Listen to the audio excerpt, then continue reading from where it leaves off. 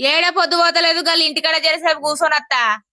సరే సరే పోయిరా. ఒక్క పొద్దు ఉండకంటే ఉంటివి అసలుకే ఆకలి కాగవు. అన్ని వేసి పెట్టినా నీకు బాగా ఆకలి అయితే ఏదన్నా ఒకటి తిను.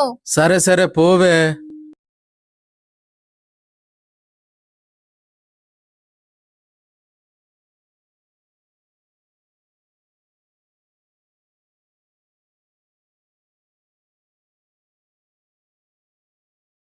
దా ఒక్క పొద్దు ఇడుతూ టైం అవుతుంది దా. నాకు ఇప్పుడే అద్దె ఆకలి అయితే లేదు.